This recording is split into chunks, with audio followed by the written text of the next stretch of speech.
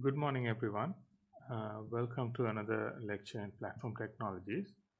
So, today we are going to be looking at data communications and networking.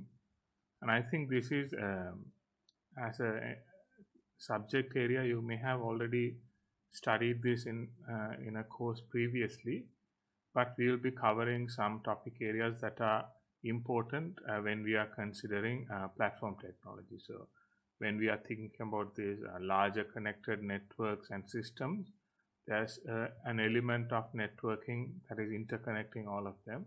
So, in that perspective, we are going to look at some of the topic areas that are important for this particular course.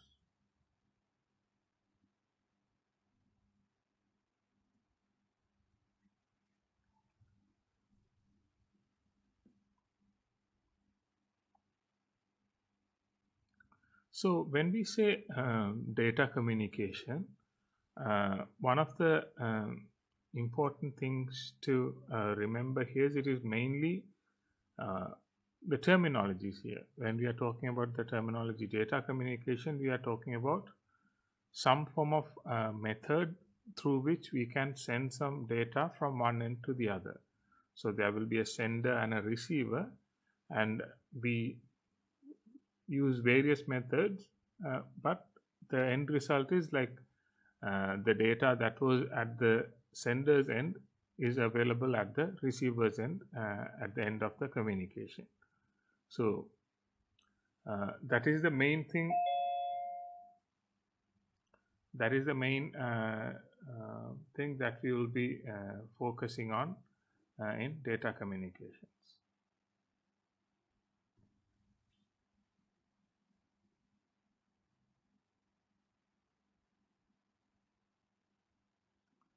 So, when talking about data communications, there are some basic concepts that we need to understand.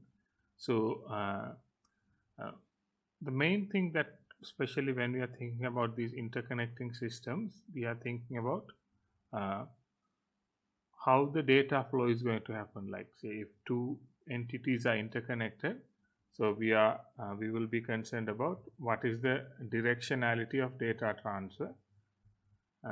Then what is the sort of mode of data transfer that we may use, like whether it is serial or parallel data transfer. And particularly when it is serial, we may also think about synchronous and asynchronous communication. But of all of these, one of the key things that we will be sort of keeping at the back of the mind is improving the data throughput. So that is how much of data that we can send from a sender to receiver through a particular communication method, and then that will dictate or that will inform us in terms of what is the communication method that we may choose for an application. Say, for example, if we need to send, say, the amount of data rate that we may want to have is higher, we may have to choose a suitable communication method, suitable mechanism to do that. So that's where we will also think about this data throughput. So how much data that we can send through a particular communication method.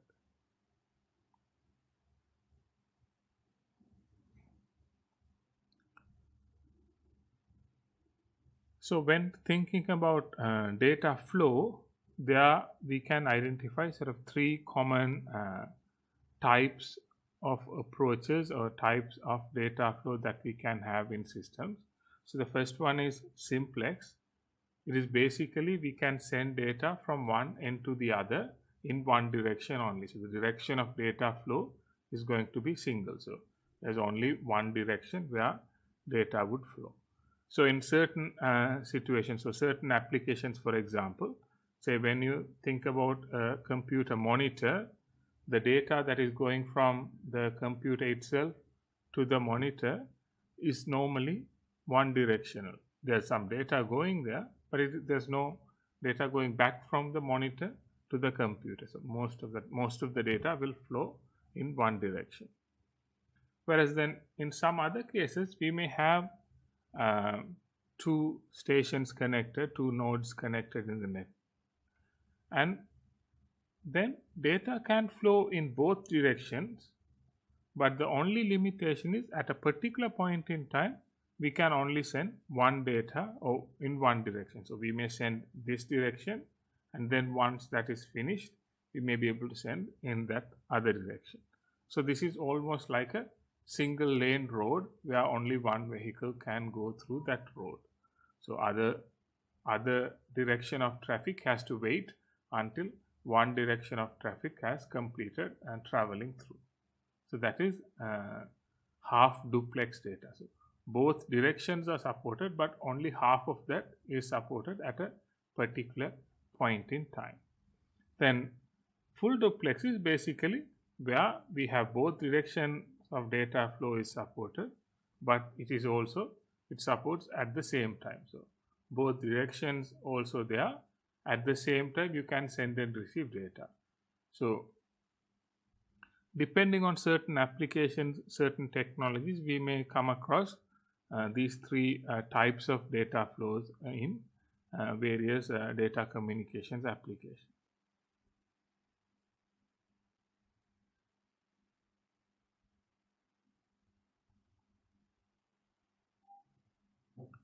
So then when we think about types of data transfer that we can have in our systems, we can again identify the two main categories that we would identify is parallel communication and serial communication. And within serial, we will identify two things called asynchronous and synchronous. So now we will look at these in a bit more detail now. So parallel communication is where we are able to transfer multiple bits of data at the same time. So here, for example, from this point, we are sending 8 bits of data across, and the same 8 bits will be received at the other end at the same time. So what we would usually have is the number of wires equal to the number of bits that we will send at the same time. So here, if we are sending 8 bits at the same time, we'll have to have 8 data wires that can carry those 8 bits at the same time. And additionally, we may have additional cabling like clock signals and so on. But when we consider the data wires, it will be the number of data wires will be equal to the number of the width of the bus or number of bits we are sending at a particular point in time. So the main advantage or the best thing about parallel communication is it is fast one, because like all the data can be sent at the same time. So if we can increase the number of wires, we may be able to send more and more data at the same time. So it can be fast. It can be straightforward because like all the bits are available at the same time, so they can be read at the same time and used at the receiving end. But the sort of the main disadvantage of drawback with parallel communication is we would need many more input-output wires here. So say if we have 8 bits, we would need 8 wires, but if we want to double that to 16 bits, now we have to double the number of wires as well. So what that would mean is it could be not always feasible to increase the data rate like that. So what we would have is you would have like 1 bit data per wire. So if you want to send 8 bits, we need 8 wires, or 16 or 32 or whatever number of bits equals wires. So whatever the number of bits, we will need that many wires. Additional to data wires, we may also have other control wires, clock signals, sometimes even power wires. So like if the device needs to be powered additionally to data transfer, there could be some additional power wires as well. So main place where we may use this is because they have high data throughput, we can use them because that's a good thing. Having high data throughput, we can increase the number of wires and have higher number of data sent and received at the same time. But because of the issue, because they are bulky, we need a lot of wires, we may not be able to extend it for longer distances. So we would normally use them across short distances. So one of the most common applications are mostly inside computers. So inside computers, when we are connecting, say, a memory and the CPU or whatever the internal components, we may use these type of parallel buses, parallel communication, where it is okay to have that many large number of wires. Whereas if you think about connecting something externally, having a large number of wires may be bulky, inefficient, and also when you take them over long distances, you may come across electromagnetic interference and issues that come with like long distance cabling when you have like multiple cables over long distances. So for those reasons, we may not prefer parallel communication. So because it's bulky and the cost can be higher. Because say if we have to carry 8 wires, then if we increase that further with more number of wires, now the cost is going to double further and further as we go along. So for those reasons, we may only choose, we may prefer to use parallel communication in short distance application, and for other purposes, we may go for other options.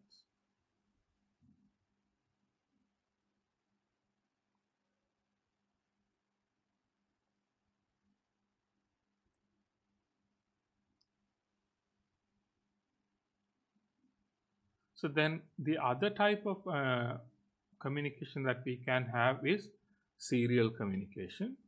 And with serial communication, the main difference here is like all the data bits are now being sent through a single wire. So in parallel communication, we had one wire per bit. Here we are only having single wire for all the bits. So all the bits are being sent through the same wire. But the difference is now we can only send one bit at a time. So there we were able to send all the bits at once. Here we have to send one after the other, and the bits has to go one after the other. So this is what we would identify as a stream type of data transfer, because it is a stream of bits that is coming one after the other. So usually the minimum number of wires that we would need is at least we need one wire to carry the data bits, but in sort of practice, most serial communication mechanisms will have a number of other wires for other purposes as well. So we may have things like, say, again, power wires, for example, in addition to data wires and so on. So the main difference here is this one we can take it over long distances because we only have smaller number of wires. So we don't have those issues of having long bulky wires. So it is practical to take these serial communication methods over long distances. And because we will use less number of wires, it can also be cheaper and also less bulky as well. But the disadvantage is because we are sending, say, one bit after the other and receiving it like that at the receivers and like one bit after the other. So now the disadvantage of the challenge is how do we receive that at the receivers end and how do we process them. So for example, when we were sending and receiving multiple bits at the same time, the sender can send them at the same time and the receiver can receive them at the same time. So there's no complication in terms of how to construct that data back, because like you read, say you send 1010 and at the receiver's end it will be received as 1010 at the same time. You can read the whole thing at once. But whereas in serial communication you are going to send 1, then you are going to 0, then 1, then 0. So if these bits are coming, you have to figure out at what point to read and what point to read the next bit. So you have to have some timing to read the next set of bits. And you need to have some additional methods to identify, okay, this is a word, so it starts here, stops there. So you need some additional methods to read and communicate through serial communication protocols. So those protocols will be much more complex than parallel communication protocols.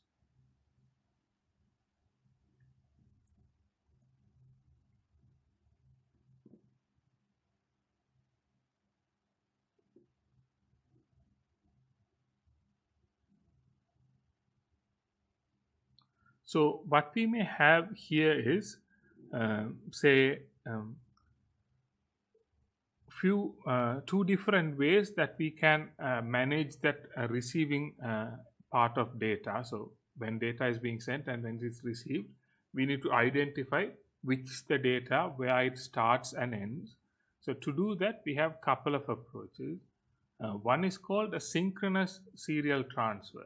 So in a synchronous serial transfer, what we do is we will send a set length of data, but we will continuously send that data. So the data will be continuously coming. So we will start reading at a particular point in time. We will read 8 bits. Then we will say, okay, that's the first word. We'll read the next 8 bits. We'll say that's the next 8. So we can go one by one, reading this one. Likewise, we can read one after the other. So that is synchronous. So the receiver and the sender has to have an understanding of starting the transfer, and they will continue to transfer until the transfer completes. Whereas in a synchronous serial transfer, here what we have is, say, we will send some information, then there will be times where we don't need to send any information. So think of the example of a keyboard. So in your keyboard, it is connected through USB. USB is Universal Serial Bus. It's a serial communication mechanism. So if you have a USB keyboard and you press a key, a particular key information is sent.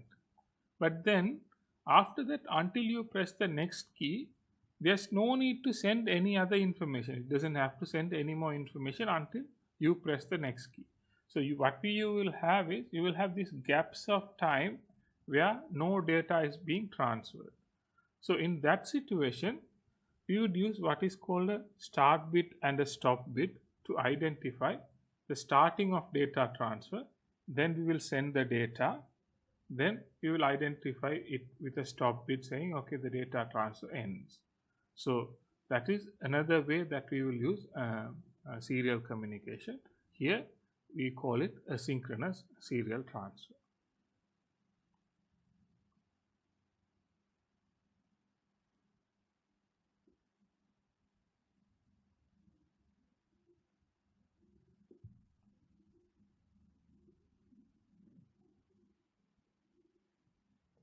So when we think about serial and parallel communication, we could see there are a number of advantages in serial communication. So there are certain situations where we would use parallel communication. So one of the examples is internals of the computer. When we are connecting, say, a memory to the CPU or internal communication buses inside a computer, it is okay to have parallel communication. There is advantages to have parallel communication there. But in most other cases, serial communication will have a number of advantages. So one, it occupies it needs less number of cables and occupies less space. So we just need few number of cables, maybe a data cable, some cables for power, and that's it. So for example, if you think about a USB, like a basic USB connection like USB 2.0, it only has 4 cables, 2 for power and 2 for data. So it doesn't require a lot of cabling to communicate. So that gives us the advantage to build smaller devices, to be able to build smaller connectors. So that's how we were able to minimize the number of cables needed and the size of devices and so on. And because of the size and because of less number of wires and things are needed, it can also be fairly cheaper to build these devices, or because we don't have to have lot of connectors, lot of soldering on the devices and so on. So again, that can be advantages at that end as well. So in most practical situations, we may choose serial communication over parallel communication unless otherwise there is a particular need for us to have parallel communication. So we can sort of assume that serial communication would be our preferred mode of communication unless parallel has particular advantages there.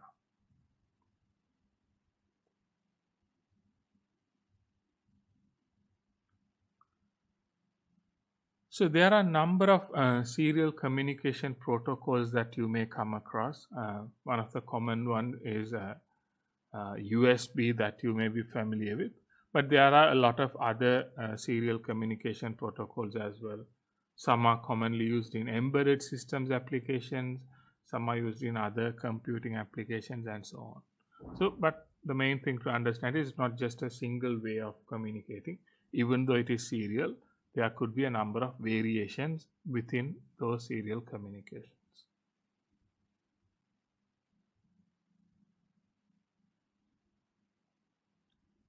And in addition to the basics of serial and parallel communication, one of the other things again you may already know is that we can build advanced communication protocols or communication mechanisms by sort of improving the existing mechanisms by creating what is called these layered approaches. So when you think about IP communication, internet protocol communication, we can think about these OSI layers or layered architecture for communication, where we can break down the communication into multiple layers, and then we can change various things at various layers, and we have much more advanced communication possibilities. So we can have a lower physical layer that is talking about the actual signaling of electrical signals. Then we can have a much higher data communication layer that is doing something else. So that layering approach of communication is also something that we may come across in different communication mechanisms. And one of the other things that we may encounter more and more these days is wireless communication. So here we are talking about, say, Wi-Fi, for example, or even Bluetooth or infrared. These type of wireless communication mechanism will also be used in certain applications or certain environments. So we may have to think about those as well. We are not going to go into details of these different communication principles because they are not particularly key for the main course area, but you need to understand that there are more sort of advanced or more sort of different ways that we may approach communication. And say, for example, one of the interesting things that you may come across is wired versus wireless communication, and then sort of different data throughputs, advantages and disadvantages in different choices that we may use in different organizational environments. So we may have to think about those as well.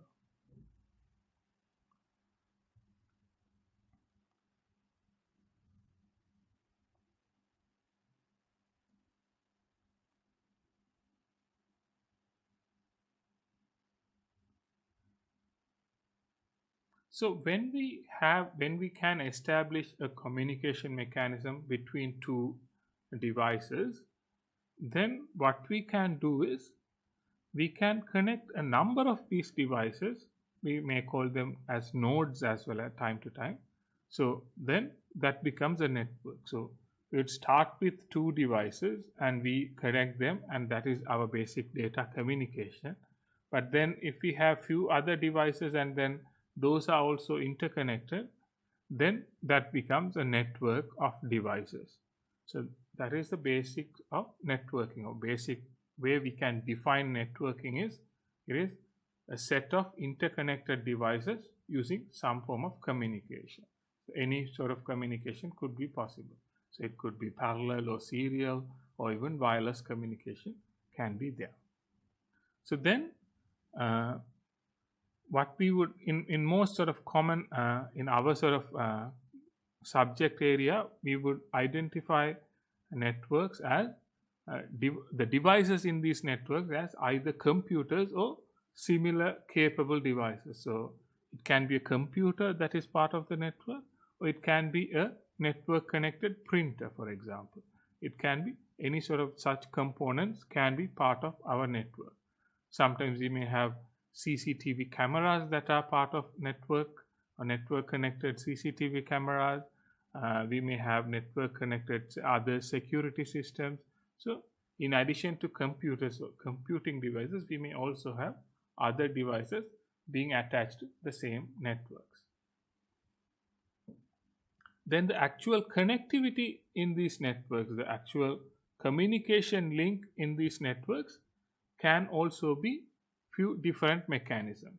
So it doesn't have to be, say, some parts of the network can be a wired connection, and maybe another part of the network can be a wireless connection. So again, this is something you may be familiar with. You can connect a computer to a router using a wired connection, but in the same network you can also have a wireless network where you are connecting some other devices through a wireless access point. So we can have a mix of communication mediums or communication capabilities built into the same network. So these links can be cable connections or optical fiber connections sometimes. So any sort of communication medium can be used to build these networks.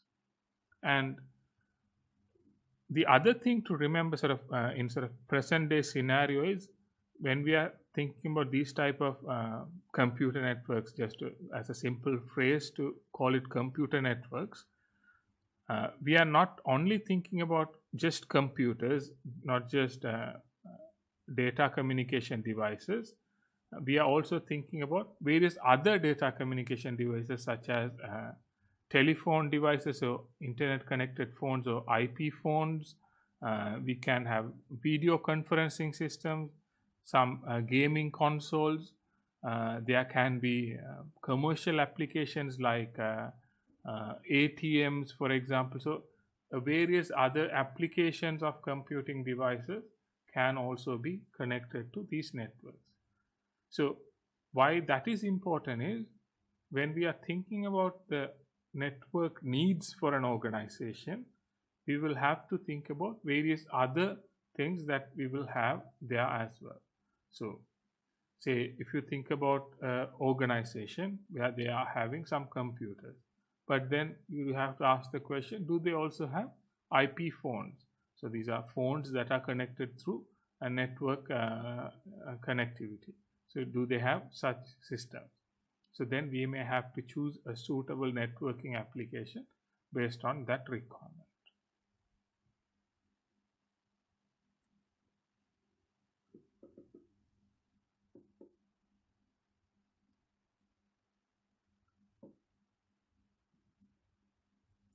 So now let's look at some examples of what we may think when we think about connecting to a network. What are some of the different ways that we may have to connect to networks? So a simplest point to start would be a home network. So you may be at home now and you are connected to the internet and your device is connected to the internet. So a common approach that we may have at a home network is saying we would have our device, say a laptop or a computer, and we may have a router. And in most cases, the same router would act as a wireless switch and even a normal wired switch. We may only have a single device that is doing that, a home router. So any other device, like if we may have a printer or we may have tablet device or a mobile phone, all of these devices will be connected to the same device. So that is a simplest form of internal home network. Then from there, that network would communicate to the internet service provider. So you may be connected to the ISP through your home router. So you may have a wireless broadband connection, or you may have a wired broadband connection, and then that is how you are communicating the internet, through your ISP. So that is a very basic type of network that we may come across at a home environment. But then when we go a bit higher, thinking about an organization, we can start thinking about, say, a branch network, for example. So here again, now we are going to have a bit more number of devices than a simple home network. So we may have say a large number of devices here, say a number of computers. Sometimes we may have IP phones there.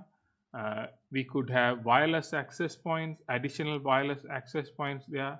So these devices will be separate, and all of those things could be connected to a network switch, and then all of them connected onwards to a networking router. So then that is what may connect to the internet. So here we have a bit more complexity than a simple home network. So in a simple home network, we had a router, a switch, and a wireless access point all built into the same device. Whereas in a business environment, a small business environment, we may have these into separate devices, because like having them as separate devices, it will be more advantageous to managing that. And one of the other things that we may have in these environments is, say, if we have a branch office for an organization, it may connect to the internet but it may also connect to the head office of the organization. Say, for example, if we take a university, for example, there can be a number of faculties, and some faculties may be located at different places, and each faculty may have a direct connection to the internet, so students and staff can access the internet, but they may also be connected to the main university, so they can access certain systems and applications from the main university. So you may have to have connectivity back to your central office or the head office, but you may also connect to the internet. So that is how we may set up a branch office or a small business. Then when we go another level higher, when we think about our head office or a central office, again here we will have connectivity to the internet and also connectivity to other branch offices. But here we may have additional complexity in terms of our network. So here we may have our standard network devices, but here we may have more networking needed. So again, thinking about the university example, if at the main campus, for example, at a university, we may have large number of faculties, and each faculty may have a lot of labs and a lot of devices connecting. So then a lot of them may have their own switches. Then all these switches may have to be connected together, and at a university or that type of an environment, having network failures could be a problem.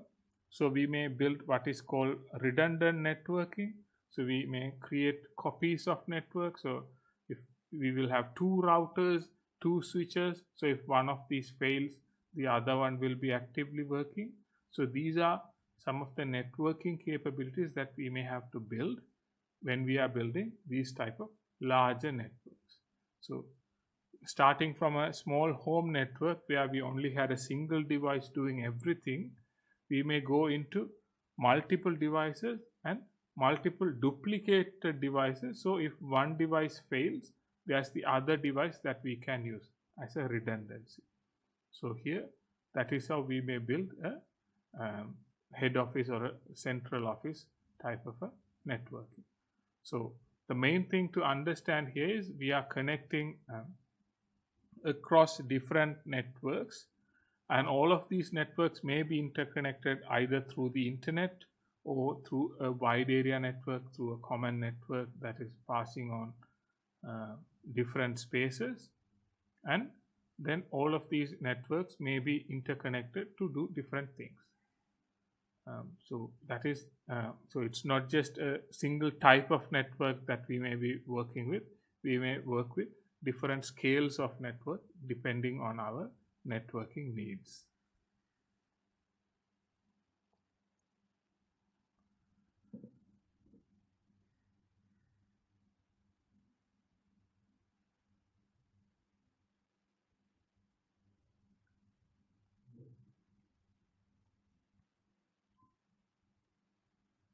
So then when we think about networking, uh, like we may identify a number of key characteristics about networks, and we will use these characteristics to make various decisions about how we want to connect, what is the suitable connection mechanism, what is the technology that we want to use. So these decisions we will make based on these characteristics.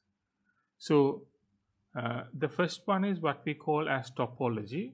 We will discuss about a few topologies later, but the main thing to remember is topology is about, say, if we have a number of devices, topology is about how these devices are interconnected. What is the connectivity structure between these devices?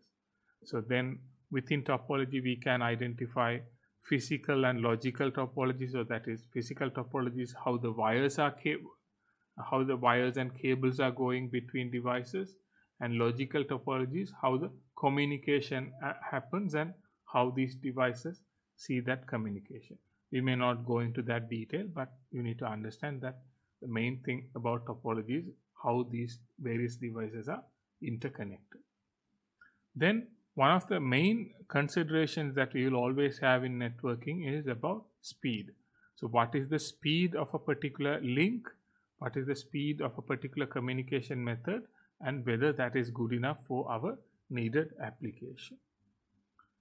Then cost is also an important factor. Say for example, instead of having a copper cable connection, if we have a fiber optic cable connection, that is very fast. That can be faster than a cable connection in the way how it is configured. But that doesn't mean we would always go for a fiber optic connection, because it can be more costly. Same thing can apply for a wireless connection. Instead of having, say, large number of wires running through and the cost involved with that, having a wireless connection, if all the devices are capable of that, may be good enough. It can be less cost, it can be pretty cost effective compared to building a wired connection network. So cost will also play a part.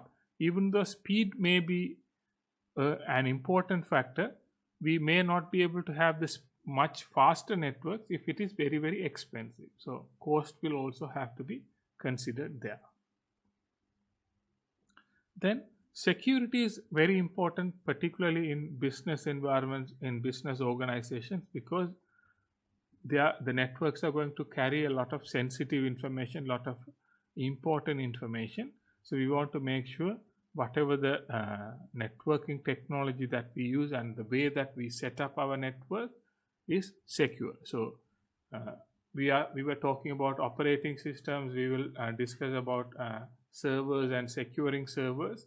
But these various devices, so our servers and computers, even if we can say ensure that they are secure, so they are protected by various security mechanisms, but if there is an interconnection network and that network connection is not secure, then that could be a problem. So we have to make sure that interconnection networks are also secure. Then we will think about a few other things like availability, scalability, and reliability. So these are about making sure in a business organization, business environment, we have availability is about if there is a system that is running, that is always available or that is readily running at a particular point in time. So for example, if you have a billing system in your organization, that system should always run. If you have a learning management system in a university, that learning management system should be always available. So whenever students need to do their studies, that system should be available. Then scalability is about supporting large number of users.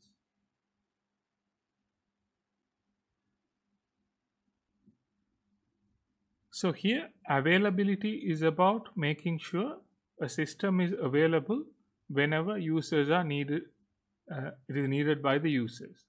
So if we take for example the learning management system of a university, when the students need to submit an assignment, when they need to download materials, or when they need to do a quiz, that system should be available at that particular point in time. Scalability is about how that system, how the network can accommodate the number of users who are using the network.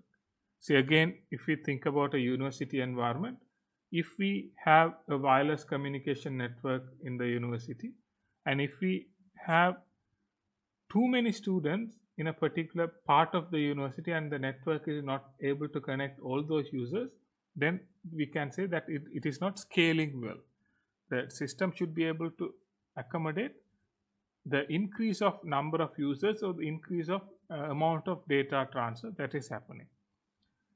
Then reliability is about when we are thinking about say various components of these networks. So when we are building these larger and larger networks, now we are having routers, switches, wireless access points, a lot of connectivity cabling and so on.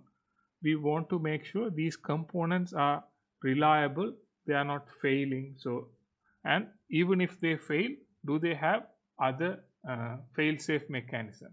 So if a router is stops working, do we have an alternative redundant router that can make sure that connections are still functioning properly? So these are also some of the things that we will think about when we are thinking about networks, particularly in larger networks or in sort of business organizations. We will think about this.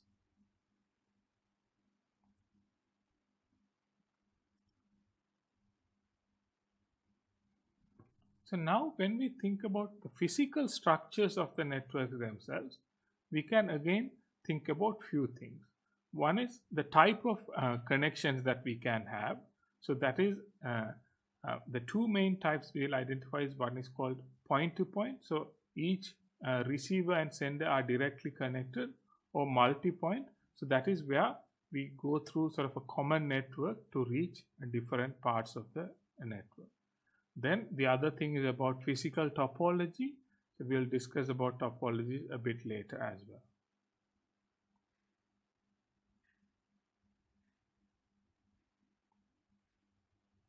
So when we think about connection types, so the two main types we will identify is the point-to-point connection or a multi-point connection.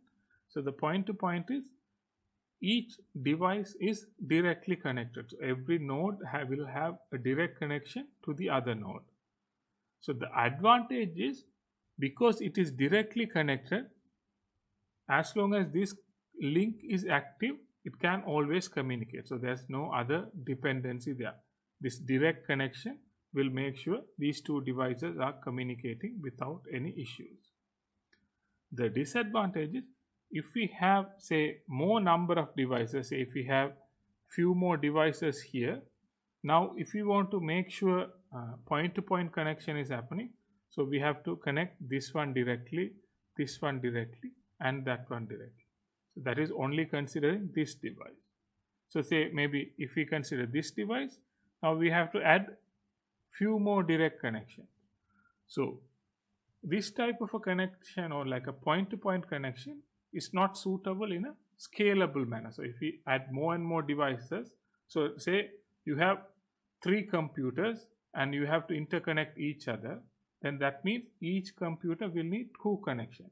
So to this and to this, so likewise each will need 2 connections. So then we have to have 2 wireless connections or 2 wired connections. Say if we have 10 connections, so now it is going to be impossible. So having 10 networking cards interconnecting with all these devices, it's going to be impossible to build these type of point-to-point network. But we would still use point-to-point network if there is a particular need, because if that particular path of link we want it to be reliable, we can connect it like that. But in most cases, what we would use is what is called a multi-point network. So a multi-point network is a sort of the typical network that you will be familiar with, where you have a common connection and all the devices are connecting to that.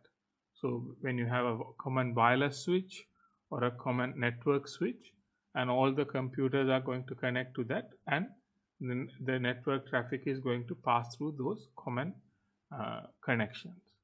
So this will be comparatively very cheaper in a larger network, because we don't need a lot of direct cabling and so on.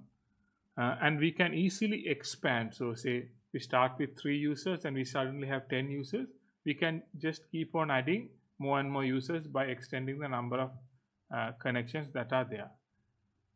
But the sort of the disadvantage or a drawback here would be, because when we do it communicating like this, we may need to have additional complex protocol to communicate. So if this link is common, then there should be a way to identify these different devices that are there. So to identify. So that is why in IP communication we may use an IP address, or in sort of in a low-level data communication we may use MAC addresses.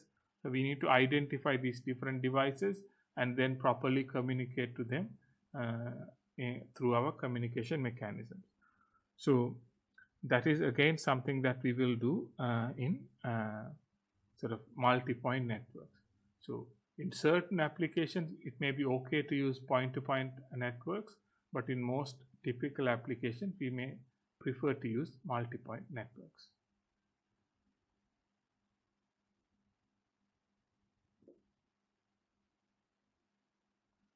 So the next thing that we can look at is what is called a network topologies. So again, this is about how various devices are interconnected. So if we have 4 devices, so what are the different ways these 4 devices can be interconnected? So we can have, say, point-to-point connections to each device. So each device is point-to-point connected. But if we are having a multi-point network, then we may have connected like this, or we may only connect through these 3 devices likewise. So we can have different connection possibilities, physically how we are connected. So let's look at some of the common connection mechanisms, that topologies that we may come across in typical networks. So one of the first one that we would identify is what is called a mesh network.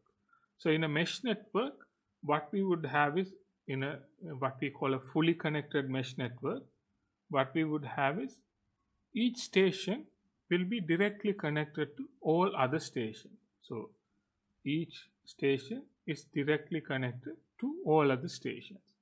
So that is a mesh network, and here what we have is a point-to-point connection.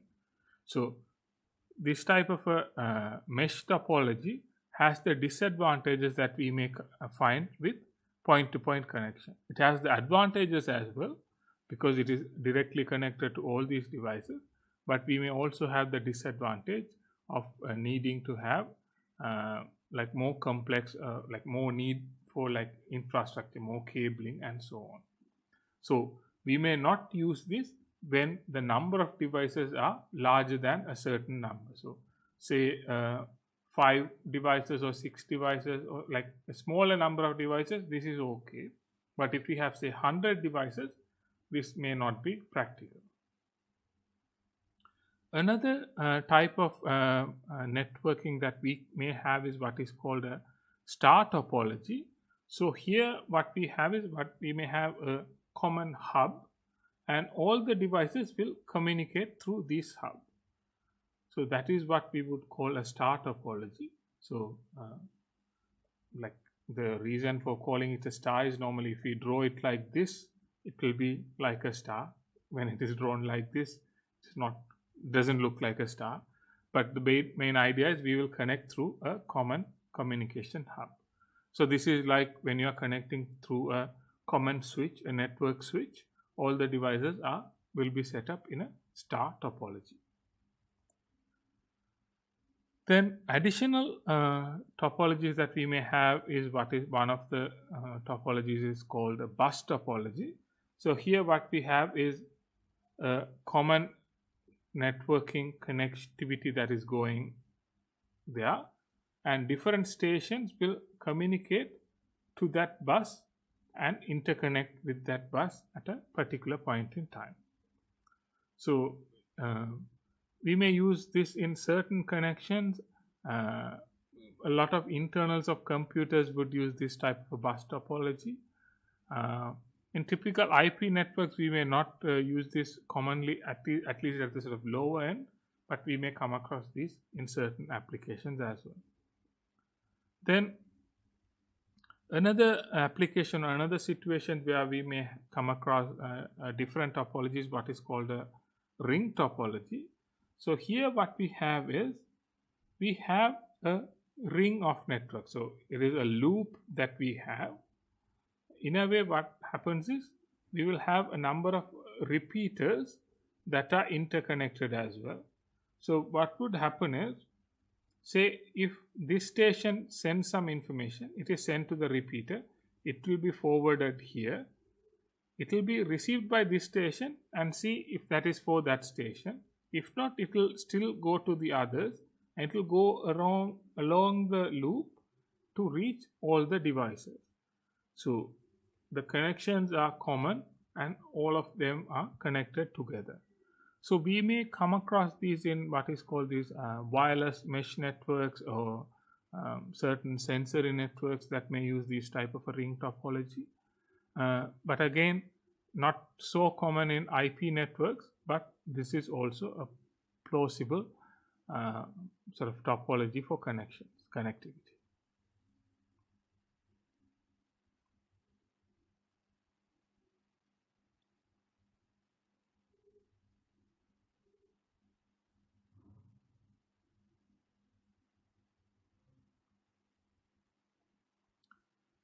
But in the real world, the type of topologies that we may come across would be hybrid topologies. So what we call as hybrid topologies are basically a mix of those topologies. So we may have a hub connection at a particular level, and at another level we may have a bus topology, or we may have a hub topology. Say we can have a hub connection here because that can support large number of nodes, but then at a particular end we may have a mesh network, a interconnected point-to-point mesh network that may interconnect to a hub. So because if there's only 3-4 devices, having a mesh is okay there, but then that will interconnect to a hub to connect to all the other devices. So this type of a hybrid topology, where we are mixing different topologies, will be more commonly encountered in organizational environments. Depending on the needs, we may build the combination of these. We may not always go for a single topology at all levels. We may have at a higher level, we may have a particular topology, and at a lower level, we could have a different topology.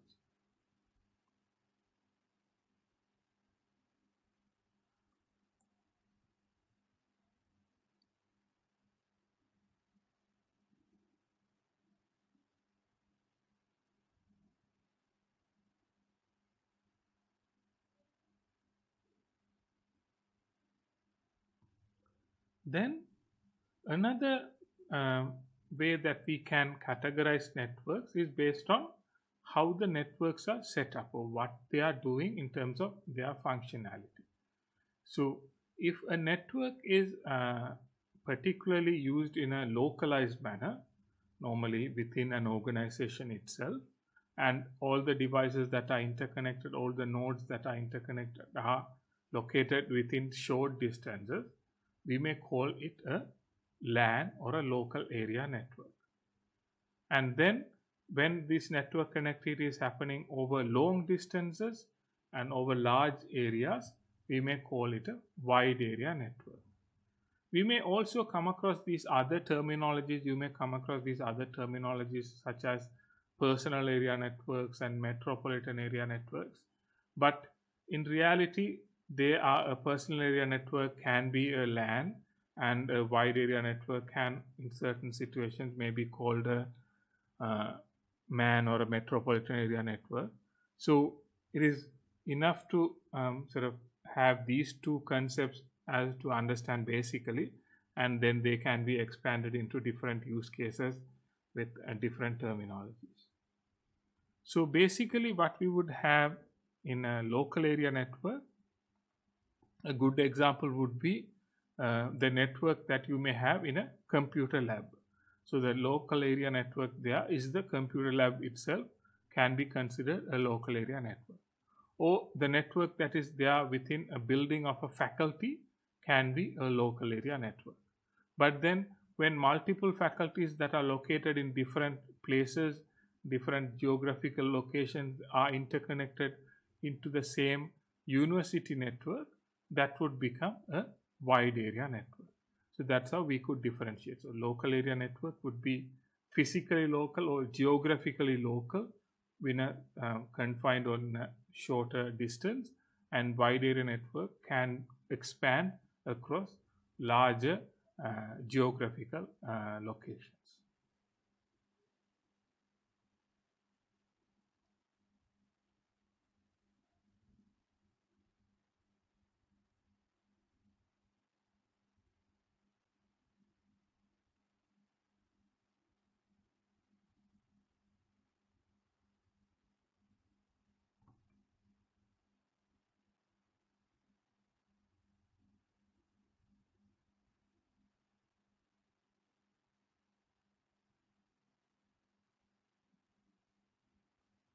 So a typical local area network that you may find in um, you may find it in a say university lab, for example.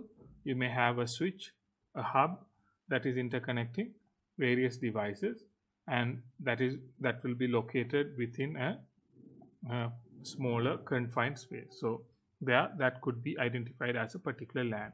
So we can say that is the lab LAN network. So that is the local area. So it could be in a small office environment, within a lab environment, or sometimes it could also be fairly large distances, but not too large distances. Whereas when we think about wide area networks, here we can think about wide area networks across longer distances. So one example could be, say, you have different faculties, then those faculties may interconnect through what is called a switch WAN. So that is, these are switches or interconnections that are located across different geographical places, and they are interconnected, and then connectivity is connected through that. Or we can have a point-to-point WAN. This is typical in a home environment where we will have a computer. It will connect to a modem, a router modem, and then it will connect to ISP and in a point-to-point WAN. So, but the basic idea is, say, your home and the ISP are geographically located separately. One faculty of the university and the other faculty of the university are located separately in a geographical sense. So that is how we would differentiate between a LAN network and a WAN network.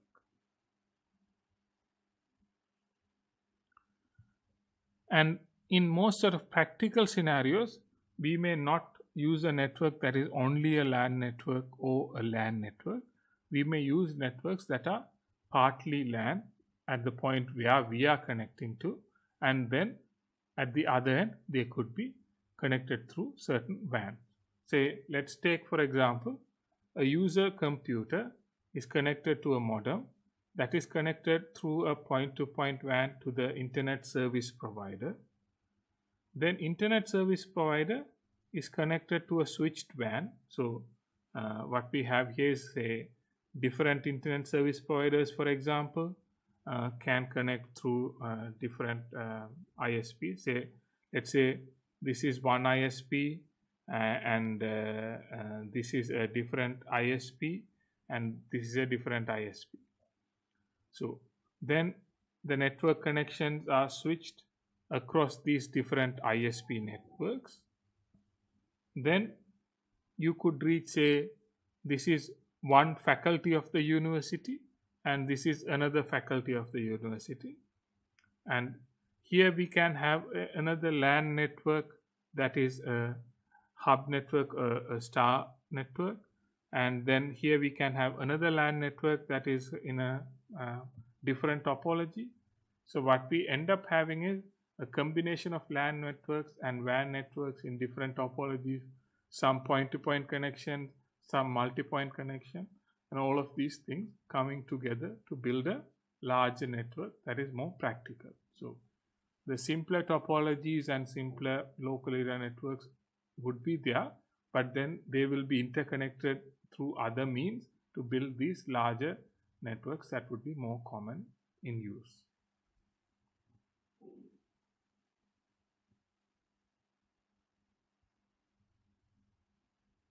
And one of such larger networks that we may come across is the internet. So that is a good example for a much larger network that we may have. So you may connect to an ISP, then the ISPs are interconnected.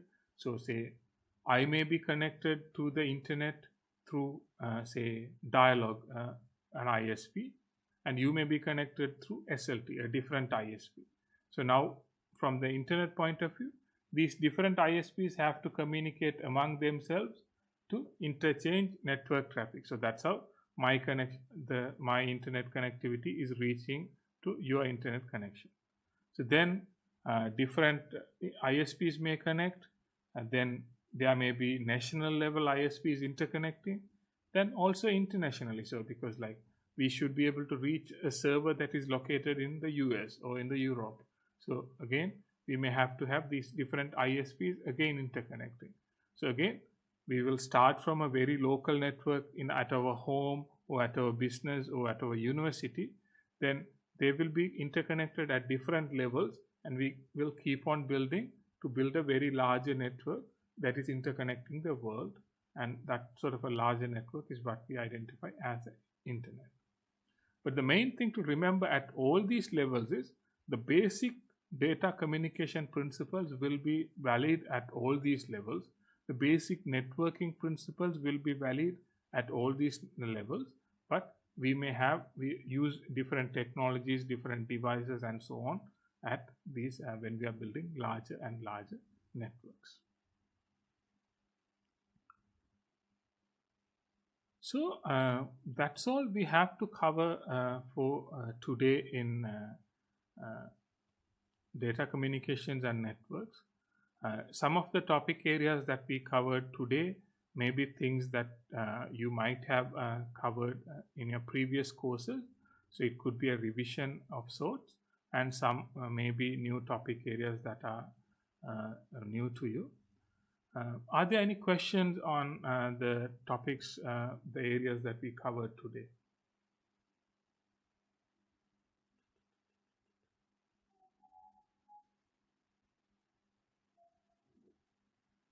So as always, if you have any questions, you can post them on LMS or you can email me as well. I will always try to answer you. So you can contact me one-on-one if you don't understand a particular section or something, then I will try to provide you an answer for that. So that's that, and hopefully in the coming weeks we may have an assignment or a quiz. I will give you some advance notice about that as well, so that we have some continuous assessments also going in parallel. Yeah, so that's all for today, and if there are no other questions, we may conclude the lesson for the day, and we could meet next week same time. Thanks for joining. See you next time. Bye.